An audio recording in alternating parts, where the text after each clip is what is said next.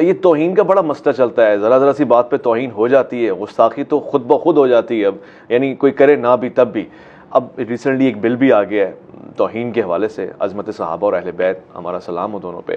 اس حوالے سے آپ کا کیا رد عمل ہے؟ اس بل کی ضرورت ہے؟ سزاؤں میں اضافہ؟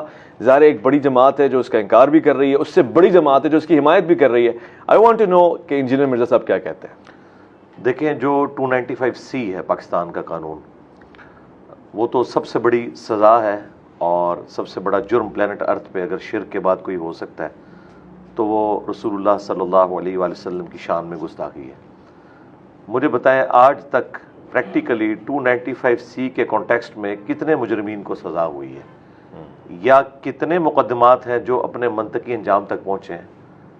اکثر بڑی عدالتوں میں جا کے فارغ ہو گئے ہیں، اور لوگوں نے اپنی ذاتی دشمنی نبھانے کی خاطر اس قسم کے الزامات لوگوں پہ لگائے، اس کا اینڈ رزلٹ کچھ بھی نہیں نکلا۔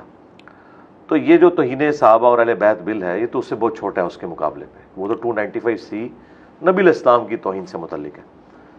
اب توہین کی جب تک آپ ڈیفینیشن نہیں کریں گے نا، مسئلہ حل نہیں ہوگا۔ اچھا، ہاں جی، توہین کی جو ڈیفینیشن ہے نا، وہ تمام کے نزدیک مختلف ہے۔ ہم نبی الاسلام کو سینٹرڈ کرتے ہیں، باقی یہ ہستیاں تو بہت بعد میں آتی ہیں۔ صحیح۔ نبی صلی اللہ علیہ وآلہ وسلم کی ذات سے متعلق ایسے عقیدے کلیم کرنا جو قرآن و سنت کی روشنی میں جسٹیفائی نہیں ہے، ان لوگوں کے نزدیک جو قرآن و سنت کو فائنل اتھارٹی مانتے ہیں، ہمارے جیسے لوگ، ہم تو اسے توہین سمجھتے ہیں۔ صحیح۔ کیونکہ بخاری مسلم میں حدیث ہے، جس نے میری طرف کوئی ایسی بات منسوب کی جو میں نے نہیں فرمائی، وہ اپنا مقام جہنم میں دیکھ لے۔ قرآن حکیم میں اس سے بڑھ کر یہ بات آئی، وَلَا تَقُولُوا عَلَى اللَّهِ إِلَّا الْحَقَّ، اللہ سے متعلق آپ نے حق کے سوا کچھ نہیں کہنا۔ بے شک۔ اچھا، دوسری طرف وہ لوگ ہیں جو قرآن و سنت کو بیان کرنے کو توہین سمجھتے ہیں۔ مثلا پاکستان میں میجارٹی اس مکتب فکر کی ہے جس کے سامنے اگر آپ یہ سٹیٹمنٹ دے دیں کہ نبی صلی اللہ علیہ وآلہ وسلم بشر تھے، تو وہ اسے توہین شمار کرتے ہیں۔ وہ کہتے ہیں جی آپ بشر کہہ رہے ہیں، یہ تو توہین ہے، آپ کو چاہیے کہ آپ انہیں کہیں کہ نور تھے اور بشری شکل میں آئے تھے، حالانکہ قرآن میں بالکل واضح ہے، قل انما انا بشر مثلکم، ٹھیک ہے، انسان ہونے میں میں تمہاری طرح ہوں، ایز اے اسپیشی۔ مرتبے کی بات نہیں ہو رہی، مرتبے میں تو انسانیت کو ناز ہے ان پر، کوئی بھی انسان ان کے مرتبے کا نہیں ہے، لیکن اسپیشی تو ہے بہرحال، کیونکہ قرآن میں سورہ بنی اسرائیل میں اللہ تعالیٰ نے فرمایا اگر زمین پر فرشتے آباد ہوتے تو ہم فرشتوں میں پیغمبر بھیجتے ہیں۔ ایسا ہی۔ تو یہ تو مطلب ایک ایسی خطرناک چیز ہے کہ اس کی بنیاد کے اوپر لوگ ایک دوسرے کے اوپر گستاخی کے فتوے لگاتے ہیں۔ اب جو توہین صحابہ اور اہل بیت بل ہے، اس میں جب تک آپ توہین کی ڈیفینیشن کو ڈیفائن نہیں کرتے، اس کے بعد یہ چیز بھی نہیں رکھتے اس میں، جو 295C میں بھی کمی ہے، کہ اگر کوئی شخص انکار کر دے کہ میں نے ایسی کوئی بات نہیں کی، میری طرف غلط منسوخ کی گئی ہے، یا سپوز اس نے کہی تھی، اس کی انٹینشن وہ نہیں تھی، یا ایون اس کی انٹینشن بھی تھی، تب بھی وہ کہتا ہے کہ آئی ایم سوری، کوئی مسئلہ نہیں، تو معافی ہونی چاہیے، لیکن یہ کہتے ہیں معافی نہیں ہوگی۔ بھائی سورۃ الفرقان کی آیت نمبر 69 میں اللہ تعالیٰ نے 3 بڑے گناہ گنوائے ہیں، نمبر 1 شرک، نمبر 2 بدکاری، نمبر 3 قتل ناحق۔ ان 3 گناہوں سے بڑا کوئی پلانٹ ارتھ پہ گناہ نہیں ہو سکتا۔ اچھا، حقوق العباد کے معاملے میں سب سے بڑا اگر کوئی اس میں وائلیشن کر سکتا ہے تو قتل ناحق ہے۔ بے حیائی کے حوالے سے بدکاری اور شرک تو وہ سب سے بڑا جرم ہے اس کائنات کا۔ ان 3 کے بعد اللہ تعالیٰ نے سورۃ الفرقان سورت نمبر 25 آیت نمبر 70 میں فرمایا اگر کوئی ان گناہوں سے بھی توبہ کر لے، نہ صرف ہم معاف کر دیں گے بلکہ گناہوں کو بھی نیکیوں سے بدل دیں گے۔ اللہ اکبر۔ اچھا، اب مجھے بتائیں کہ اللہ کی گستاخی کرنا بڑا گناہ ہے یا نبی صلی اللہ علیہ وآلہ وسلم کی گستاخی یا کسی صحابی یا اہل بیت کی گستاخی؟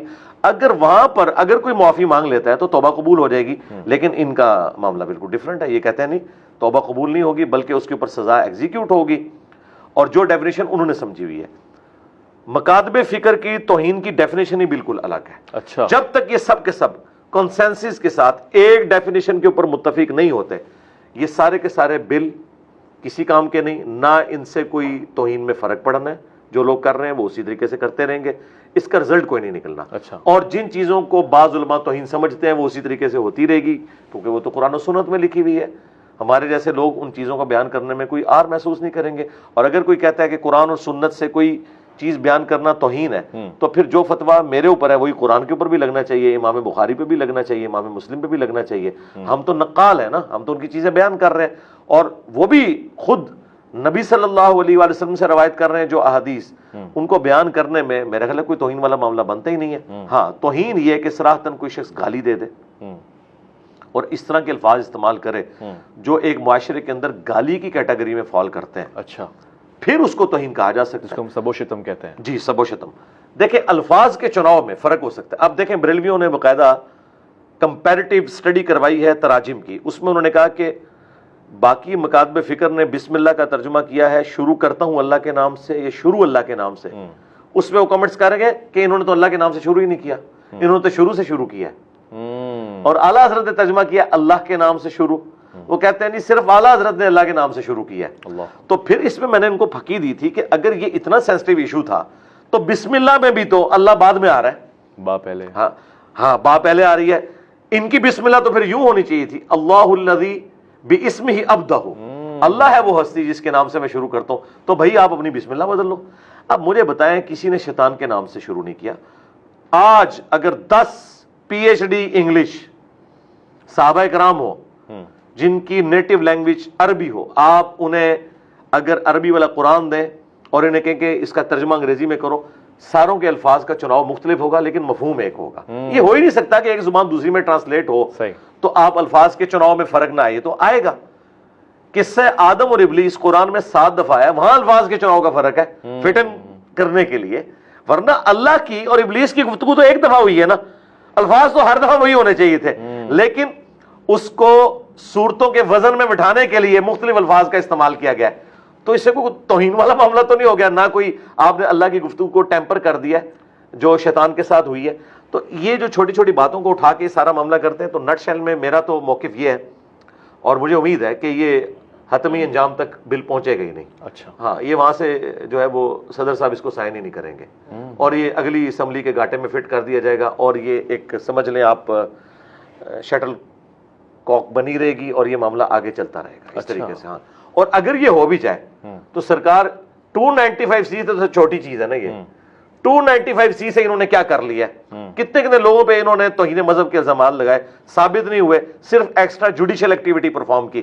ادھر بھی یہی ہوگا کہ پرفارم کچھ نہیں ہوگا، ایکسٹرا جوڈیشل ایکٹیویٹی پرفارم ہو رہی ہوگی، بس اس سے زیادہ کچھ نہیں ہوگا۔ اللہ اکبر، اللہ اکبر، بہت شکریہ، یہ بہت ہی خاص موضوع تھا اور اس پہ آپ کا جواب آنا انتہائی ضروری تھا۔